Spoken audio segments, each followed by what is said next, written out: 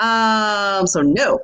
But what was interesting was that I think I was still I still had a pretty good idea that I wanted to do more than, the station that I was born into, right? Mm-hmm. And although, I'm not a medical doctor, I'm very, very proud to say that I am still going to be a doctor within the next 3 years. And instead of curing physical ailments, I'm going to be co-curing career ailments for individuals now. So, Awesome. That's kind of interesting. That, well, there are some certain similarities, a little bit between us and differences. Because I also was for sure. pre-med, pediatrician, science major, chemistry. Then when I was in college, I ended up switching. I've had more than 20 plus years of nonprofit management. And as of recent, in the last years here in Georgia, the last 15 years has been specifically working in career development and workforce development. So I'm not sure about the doctorate degree. I'll work on that with you. That's all timing. I know you still got some younging years on you before ahead of me, so we'll see. But I will definitely be hiring you as my career coach. Hey. So tell us, when was the kind of aha moment that you decided I want to go this path? What was that tipping point for you that happened and said, you know what, I want to help people, but I want to help Yeah. them in this area? Yeah, for sure. A lot of the times I always say that your career finds you. And that's absolutely what happened to me. I remember actually, post realizing I was not wanting to be a pediatrician, I then thought, because around the age of 17, I started working in corporate banking with Bank of Boston at the time. I said, well, maybe I can be a president of a small bank, right? A community bank. Yeah. Mm-hmm. And so, fast forward to college, I went to Lesley University, located in Cambridge, Massachusetts, as now at that time a first generation college student. I see Titi Nelly. Hi, Titi Nelly. I see Yes, Karen. they're joining us. Hello. Debbie. Hola, prima Debbie. Heather, welcome. Um, so glad they're here. Yeah. So at that time, I was doing my BS and I graduated with my BS, my Bachelor of Science in Human Resource Management and Business Management with a minor in psychology. And at the time, it was an private liberal arts, all girls college located right across the street from Harvard College, which is an interesting story there.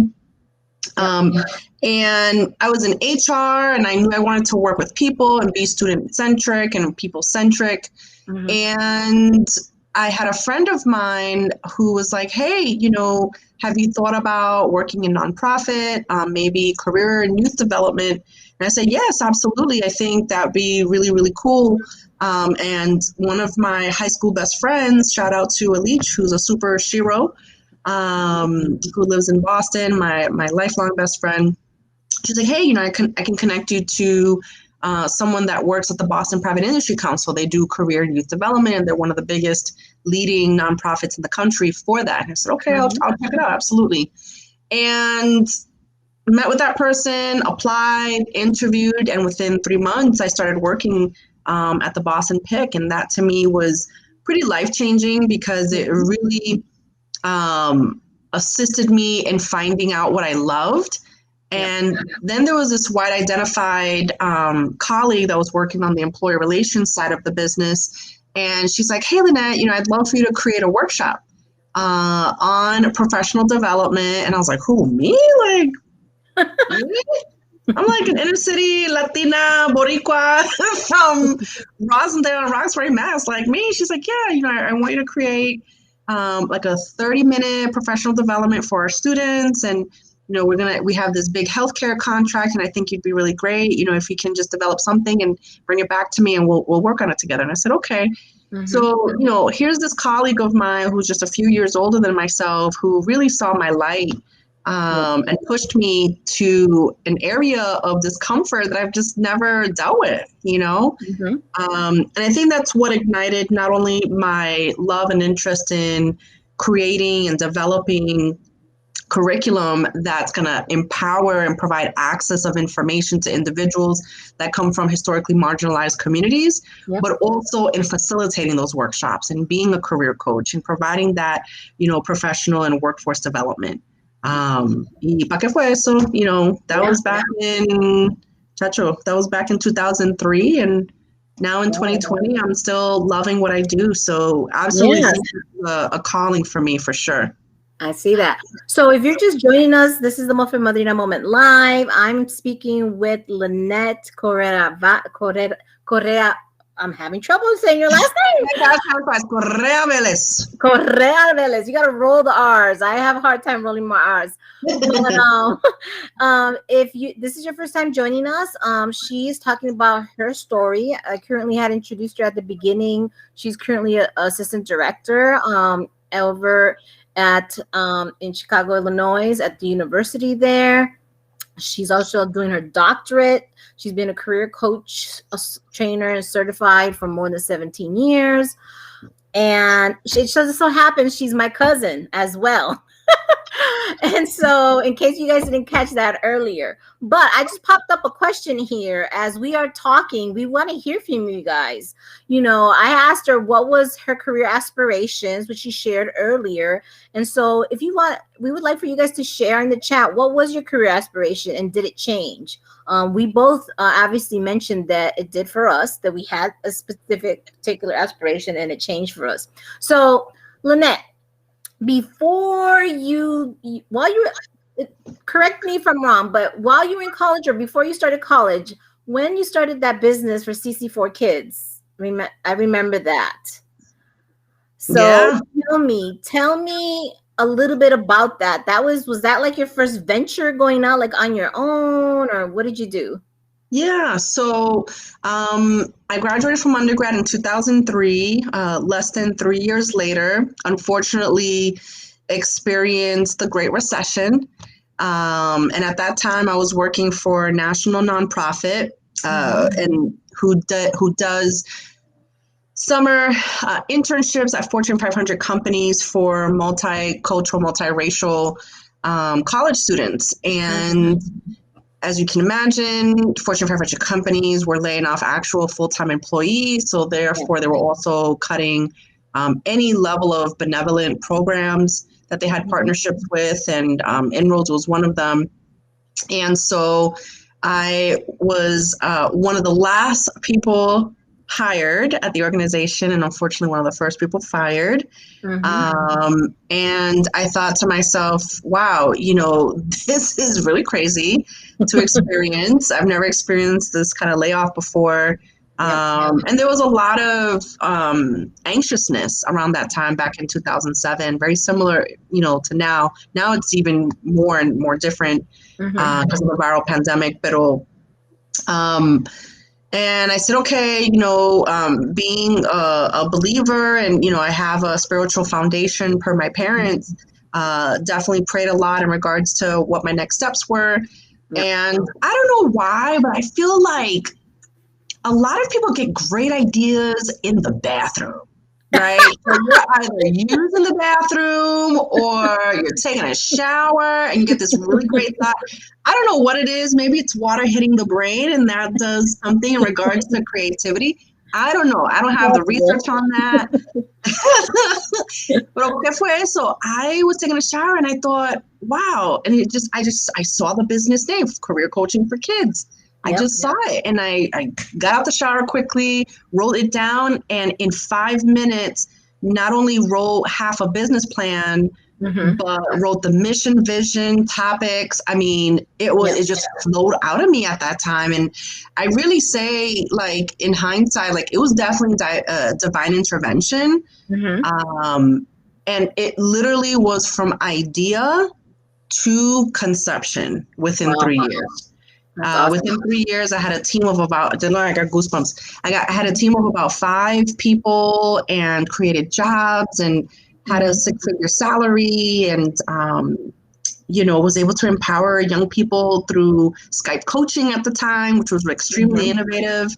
Even though it's normalized now to video chat, but back in 2007, social media was not that popular. No, it wasn't. And so I use technology as a way to provide access to individuals that I otherwise, and clients that I otherwise wouldn't have had access to from not only Boston, but throughout the Northeast and the US. Got it. So it was a dope opportunity. I was single with no kids.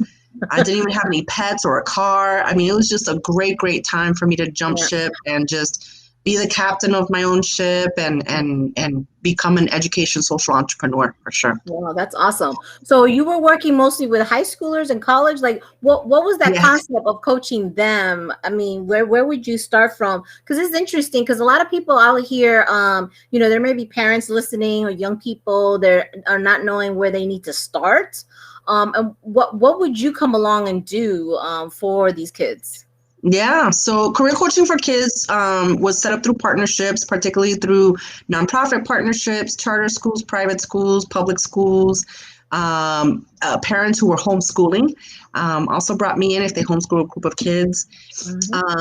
And it was an opportunity to career coach middle and high school students on career and professional development. And it ranged, I think it was about 20 topics at the time. And about a year after, in 2008, I developed chameleon career coaching because the parents of all these contacts, or even the contacts themselves, were like, "Do you do coaching with adults?" And I'm like, "Yes, I do." Of course. So chameleon career coaching was birthed out of that a year later, and was able, through chameleon career coaching, co-empower adult professionals, pre-professionals, undergraduate, graduate students, and students in terminal degree programs on also career and professional development. So entry-level, mid-level, executive level.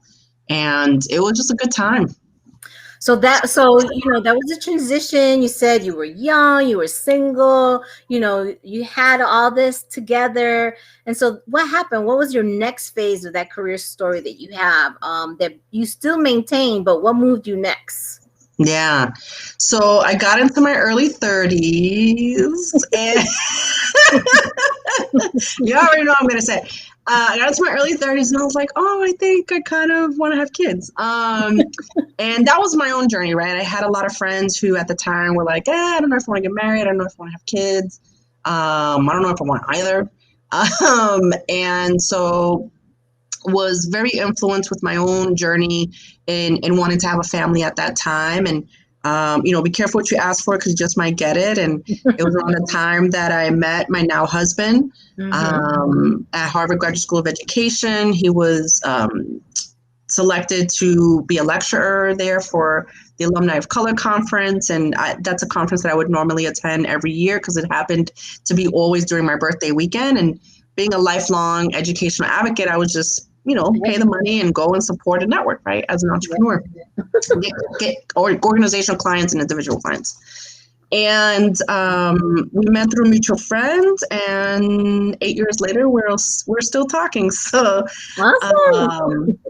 that changed my trajectory tremendously, academically, personally, professionally, and now I'm a wife and mother to our 5-year-old son, and feeling pretty blessed, especially since we're all still very healthy as well during this pandemic. Congratulations on that. So once that transition comes in, what comes next? What does Lynette decide of, like, okay, I'm married now, I want to have a child? How did you move your career into flowing it into, you know, that you guys are moving to Chicago? What made all that move? Yeah, so he was also, or is also, a first-generation high school and college graduate and was applying to various PhD programs across the country. And the University of Illinois at Urbana-Champaign selected him and for, you know, acceptance for his PhD. And he was like, you know, he was always my cheerleader. That's something that we've always had. He was always my supporter, my greatest cheerleader, always saw the light in me, even though at times I didn't see it in myself. And that's how I knew I married well. He married up, I married well. So,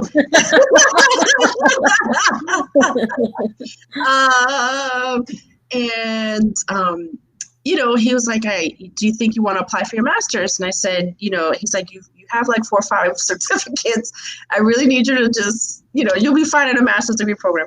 And I said, okay. So looked at U of I's master's program, found the most perfect graduate school master's program for me and what I saw for myself and my career trajectory, and applied, got accepted. And so we both, as a newly engaged couple, in a 2004 Taurus, drove from Boston, Massachusetts to the cornfields of Champaign-Urbana, Illinois. Oh, wow. If you ever want to test whether, your newly engaged relationship will work out, take a 2,300-mile trip in a 14-year-old car, and you're in this like 4 feet space. I can imagine. Down every 3 hours to see if you love each other at the end of that trip. I can imagine. So here you transition. You guys are going to a part of Chicago that, when you say cornfields, some people always think about Chicago, the big city, thinking like, oh, you're going from Boston to Chicago, but you really ended up going outside of the south of, And so, and how was that whole transition for you as far as? It was crazy. Yeah, it was nuts because I'm a city gal, right? I'm born and raised in Boston, inner city Boston, Massachusetts. And it was just a really unique experience to go from city to just very, very rural and not so diverse, right? So it was smaller in population. Boston has about 650,000 people. Champaign-Urbana has about 120,000 people. About 80% are white identified. And then the other percentage is like everyone else. And so, and that's because they're coming from the university, because university is the biggest employer in town. I see. And it was just really just an interesting 4 years there. So I ended up doing my 2-year master's program. We got married, we had our son. And then Champaign-Urbana is about 2.5 hours south of Chicago. And at the time, my husband was a research assistant at the U of I Research Center, and they gave him a promotion to be a research associate at the downtown Chicago Research Center. And as soon as my husband asked me, hey, do you mind, what are your thoughts about moving? I was like, U-Haul? Hey, yes. So, of course. Do you have any availability? And so we moved very quickly to the city of Chicago back in 2018, and have been here ever since. Awesome. So, you talked about being a first generation student. I've always seen you to be very positive outlook. Talk about your challenges that you've had young or throughout this whole process. Being your own business entrepreneur, and trying to just make a mark as far as, and I think you have, you have received so many awards and so much support, but talk to us about your challenges that you had. Yeah. So as women of color, we definitely experience not only the glass ceiling, but research shows that we also experience what's called the concrete ceiling. And to your point, from when I started my business, I definitely faced the concrete ceiling as a Latina entrepreneur, as a woman of color entrepreneur, social entrepreneur. And that was always really painful to go through, because I know my content. I know I'm a content expert, particularly in career development and career coaching. So I think I'm smart, and yet, there were definitely organizations that didn't return calls. I got a lot of rejection. There were definitely families that were like, no, we don't need you, but do you have somebody else that has a little bit more experience? And I'm like, what? So translation, they were being very racist, and ageist, if anything, too, and sexist sometimes as well. And that, continues to happen, and it manifests itself in various ways as an entrepreneur. But, fortunately, I keep going, right? Because there's people out there that, will accept who I am and what I bring to the table, and my diversity, equity, inclusion, anti-racist and access and belonging lens. And even though there were a lot of unfortunate events that exacerbated, per the murder of George Floyd, for example, that have made companies realize and individuals realize, hey, we need to be better and treat others with humanity more. I think it's the right time for me to be a little bit more outspoken about those values that I have around DEI, particularly in my career coaching practice. And ¿qué más? I mean, there's been a lot of personal setbacks and personal challenges as well. For example, unfortunately, my dad did get cancer in January of 2019. And then my mother ended up being diagnosed with cancer in February of 2019. So here I had both of my parents diagnosed with cancer pretty much at the same time.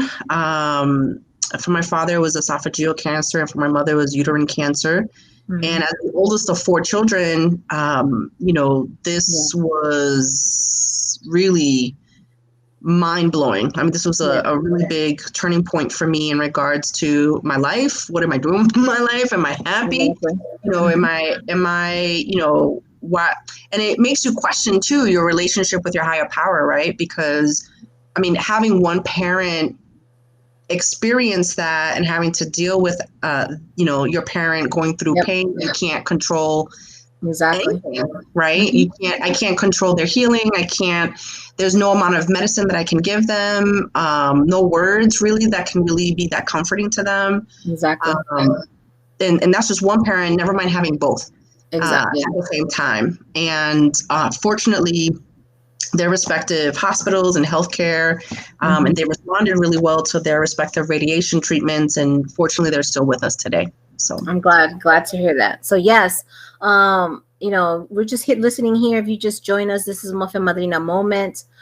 Please make sure to share. Please make sure to make comments if you have any questions. This night is all about kind of hearing from Lynette.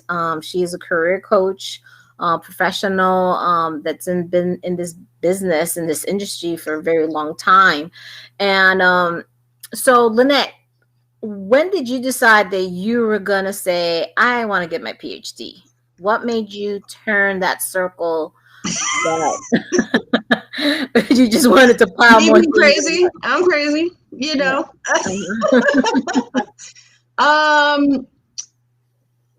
I mean, there's various reasons. Part of that, at the time, it was around 2018, 2017, when, my husband and I had the discussion of moving to Chicago. And the thing is, when you don't come from generational wealth, you have to do various things to ensure that you're supporting your family, right? Exactly. And so for us, Chicago's double in cost of living than it is in Champaign-Urbana. And I'll give an example. In Champaign-Urbana, we had a 2-bedroom open concept apartment for $750, right? In Chicago, we have a 3-bedroom apartment and we're paying about $1,300. Oh, yes. And so it's just really, the cost of living is just really different here. And so when I was applying to various jobs, I also applied for my PhD, because what you can do is you can either get a fellowship or you can get what's called a tuition waiver if you kind of work on campus or virtually through campus. Or you can get loans out and get what's called like a living loan, like a kickback. And so I was like, okay, put the chips maybe. I'm going to apply to jobs. I'm going to apply to my PhD. And be careful what you ask for, because you just might get it. I applied and got accepted for my doctorate in August of 2018. We moved to Chicago in July of 2018. I got accepted for my doctorate in August of 2018, and then I accepted a permanent full-time job offer for the assistant director of career development role in September of 2018. That's so much. But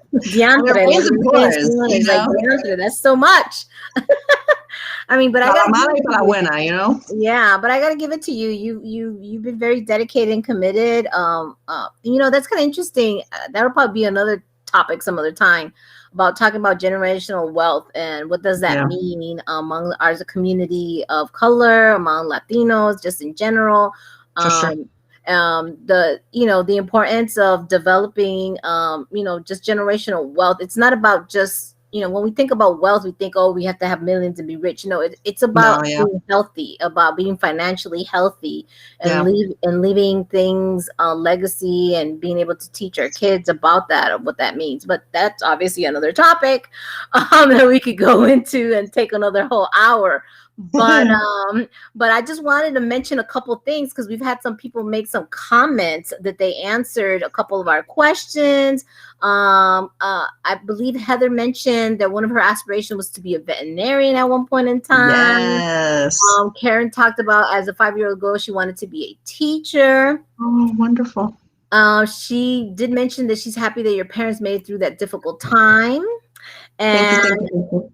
and yes, and Heather is sharing with us, while perseverance is in your blood. So Oh, thank you. I think it runs in our family. I got to say, Yeah, the Torreses and the Cruz and the Velez, the Correas and the Velasquez. I mean, there's just that whole thing that at the end of the day, I have to admit, I don't know if you agree with me on this, but at the end of the day, I believe our parents taught us to be strong. yeah, And they gave us what they could give to us at that time. And that's they right. may have not given us wealth that, would have helped us to go to college or anything, but they gave us what we needed at that time. And I believe that was one of the things is, you have to have ganas. You had to have that Yeah, attitude, si se puede. Education was big in my household as well. Faith was yeah, big on my household as well. So all those things that were instilled in us from a very young age, I believe, is what made us as the women that who we are now, for and sure. where we have strived and gone to. And because of what those parts that we were able to pull from them, and then other parts are really like, you know what, I'm probably going to do something a little bit different when it comes to my kids, But I think, I think, we just can't take it away. We're made, there are parts of them that we have Yeah, entrusted to us that we have learned from them as well. for sure. And I think also there's this cliche that's out there that says we are our ancestors' wildest dream. And I want to fulfill that to the umpteenth degree, right? So for me, to your question about my doctorate, I want to show, and now that I'm a mom, I want to show to my son that whatever your heart desires, however you envision yourself to be the best at that because you love it, right? Yeah. That's important. Not to be the best just to be the best, right? But to Exactly. be the best because you You love have to it. have the passion. Yes. You have to have the passion and love for it. And I so love my topic, my dissertation topic, my research topic. So that love is what's going to pull me through.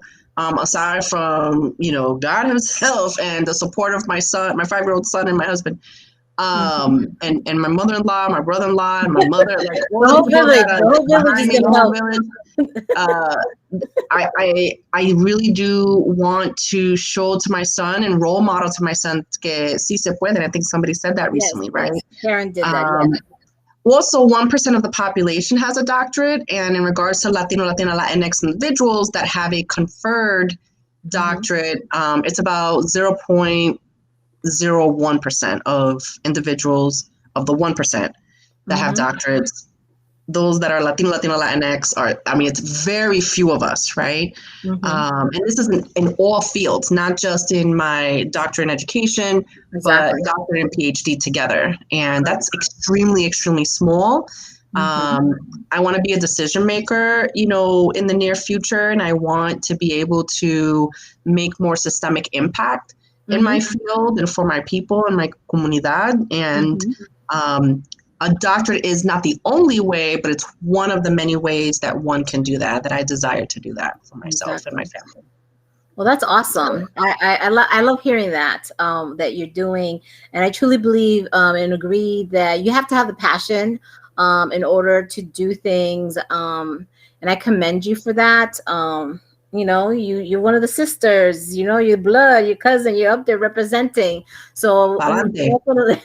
Palante, right? And so we definitely want to keep applauding you, and can't wait when we see the pictures, when you're doing your presentation and 3 receiving all years. your things.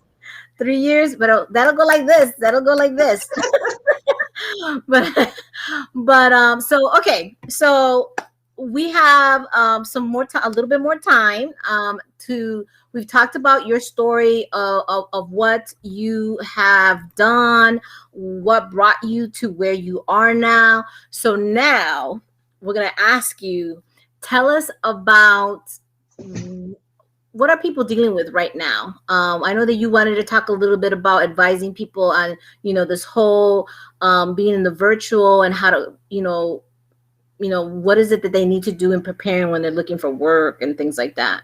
Yeah. So it's a lot. So virtual interviewing is the name of the game at this time, during this time of COVID. And it's a little different than it is in person. For some people, it's a little bit easier. For others, it's not so much. And it just really depends where you are on that, spectrum, right? Mm-hmm. So individuals who have a little bit more digital literacy, they may have an easier time virtually interviewing than individuals that don't have as much digital literacy. Exactly.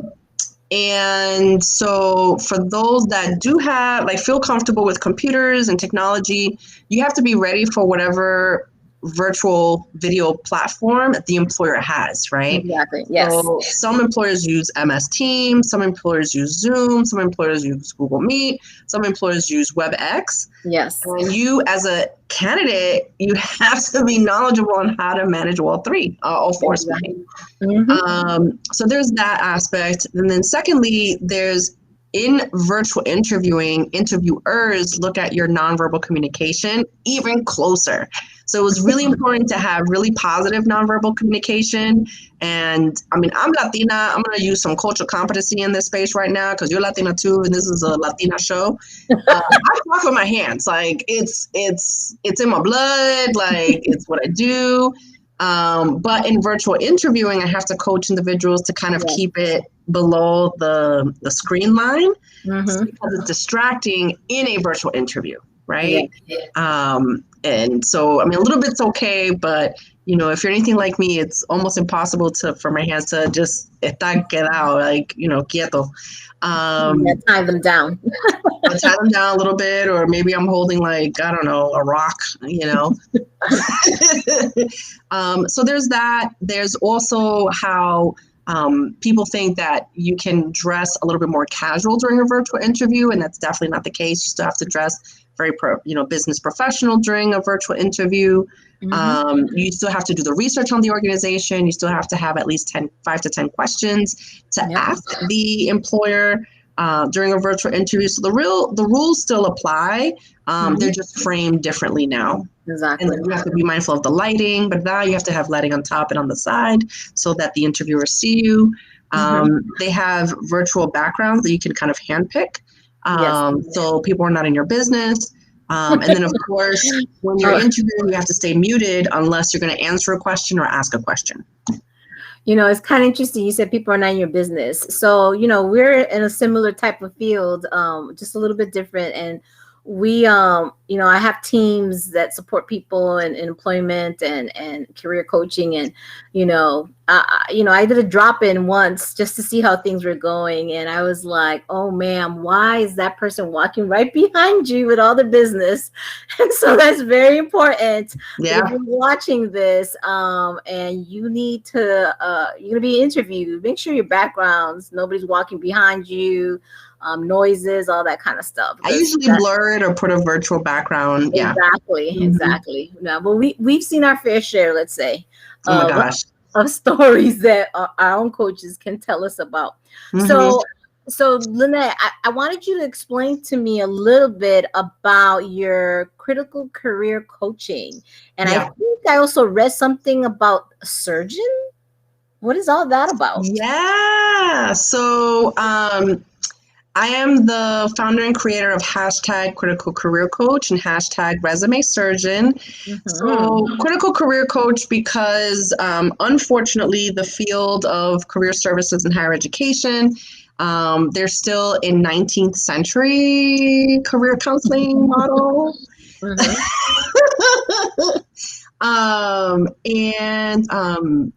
Yeah, we have a more diverse population more than ever now in higher ed, and so we have to be able to run with the times and really kind of look at what kind of model we're using in career services and higher education. So I developed the hashtag Critical Career Coach as I continue to not only develop this thought leadership around diversity, equity, and inclusion, anti-racism, access, and belonging in career services and higher education, but quite frankly, in career coaching, in career development, and workforce development, I think is just as imperative in those fields and spaces as well. So follow me, hashtag Critical Career Coach, and then hashtag Resume Surgeon actually came from my students.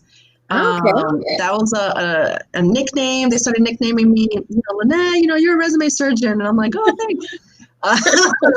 So, as J-Lo, Jennifer Lopez would say, my J-Lo name came from my fans. My resume surgeon name came from my students and alumni. So, that's awesome. Very, very proud for that. So I put the hashtags up. So if anybody's out there, make sure to follow the Critical Career Coach and the Resume Surgeon and share it with others as well, because that's important. So if you know of anyone that is needing some coaching or some resume tune-up, like we call it, as well, please make sure to follow Lynette. So Lynette, as we start wrapping up, what kind of advice would you give a person who is transitioning? Let's use me as a guinea pig. Somebody who's been, in a professional field for a long time. I'm about to turn, 3 years younger than the 5-0 pretty soon in September. But, talk to the person that wants to transition into something a little bit, probably a new career, something like, I totally believe that learning doesn't stop. No, not at all. And that there's opportunities and seasons of life that you get to do new things and different things. And yes. And so I truly believe that in the next couple of years or so that I will be transitioning out into something completely still connected in the passion that I have of serving people and working with people, but just in a different type of packaging, if you want to call it that way. Yeah. So what would be your advice? So as an emerging practitioner scholar in career development, I'll share that a few things. Number one, people are living longer, right? So people are living at average age 80 years old. So if you're going to retire, let's say at 62, 65, let's say 65 for now, then that means that you have another 15 years of life to live. Yes. Until, you meet your maker. So you become an ancestor. And so research also shows that most adults go through what's called 4 acts, right? They go through 4 acts of their career. And so it's perfectly normal to not just stick to that first act, that first field that you got into right out of high school or college. So that's perfectly normal. I mean, it sounds like you're going into your second or third act. And so I would encourage, anyone that wants to be a career changer to contact me, because I can help you out to be a thought partner on that. But really also think about what it is that you're looking for, right? Is it more money? Is it different content knowledge? Are you wanting to take your hobby and turn it into a job? What are your current career interests, right? There might have been career interests that you had, 20 years ago, as you mentioned, at that time, but maybe it's, outgrown and you've outgrown that and you want to do something, a little bit more exciting to you. And that's okay. And so for me, as a career coach, one of the qualities we need to have as career coaches is to be very non-judgmental, right? Yeah. And just really meet our clients, meet our students, meet people where they're at and assisting them and pivoting them forward, not backwards. And that's the difference between a career consultant and a career counselor and career coach. Career coaches, we assist you in transformatively pivoting forward, and whatever that forward looks like. And for me, what's also extremely important is that you love what you do. Right. And what's even more important is also you get good money for it, because bills don't care that you love what you do. You need to get bills paid. So, I'm very blessed and honored to serve my ppurpose in this way, because for me, it's about also that servant leadership, that servitude to others. Yes. And, for me, that my higher power is using me as a vessel to provide those gifts of coaching and career coaching to the world. Awesome. Blessed to say that at the very least. That's great. I like hearing that. And I think it's important that people understand that, it's not the end of your story. It's not the end of your career. No, not at all.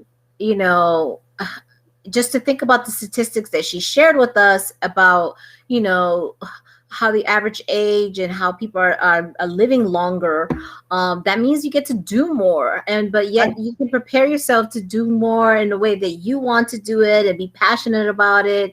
And I think it's important. And I think sometimes we forget about that. I believe we get so carried away in the day to day. That we don't step back and pause and say, what? Let's look at the good that we've done. Let's look at the areas we may have had challenges. Do we need to fix those areas? How do we look forward? Where is it where I want to be? And I think it's important because sometimes folks get discouraged. We get discouraged if we didn't accomplish something. And one of the things, if you guys are listening out there, if you've ever tried to start something and it just did not go the way you wanted, it's okay. You can start again. Yeah. Or maybe you just needed to test it and realize, that is not for me. I should probably do something else different that I want to do. So, but at least you tried, right? Yes. Like for me, it doesn't matter how old you are.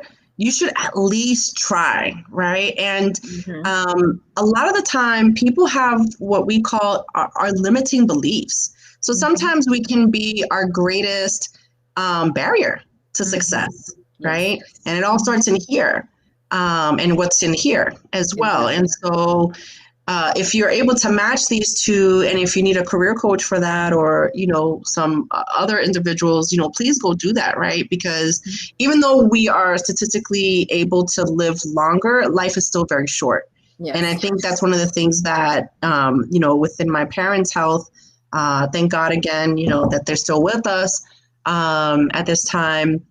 But if there's any life lesson that I learned from that is like, wow, yo tengo que hacer lo que tengo que hacer para estar feliz, and I need to do what I need to do to be happy. And if mama's happy, then everybody's going to be happy. If mama's not happy, then we're going to have some problems, right? For those of you that are parents out there.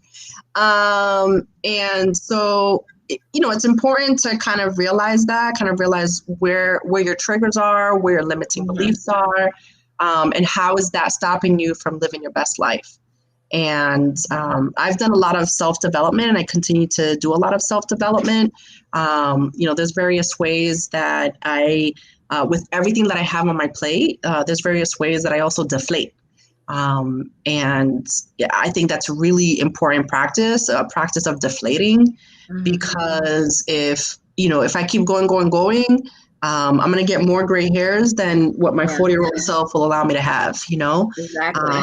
And so I have a friend that says it's very important to do self-care. And so we definitely want to be able to do that as part of, deflating and kind of closing down for a little bit. And self-care is community care. Yeah. Self-care is community care. It's not selfish to do self-care. It's not at all. It's actually self-preservation. But we also, again, with this viral pandemic, if anything's taught us, we also need each other at the same time. That's right. Good. So whatever that looks like in regards to your comunidad, your community, and how you're able to provide some self-care through community care, please do that. And for me, it's I have a nightly ritual with my husband, for example, to Netflix and like watch our Netflix show with un dulcito de algo, even if it's like no sugar, and just, you know, and even if it's for 30, 20 minutes before we go to bed, you know, that's our time together. And that provides me so much joy, right? That I'm able to share this time while our little one's sleeping on a nightly basis, 7 nights a week, right? And then there are times where I'm just like, yeah, you can go out with him and grocery shop. I'll be at the house. I don't gotta go. Yeah, that is good. That's good. That's good too. So, you know, we're almost wrapping up, and I just wanted to give the folks out there, this is the Muffin Madrina Moment Live.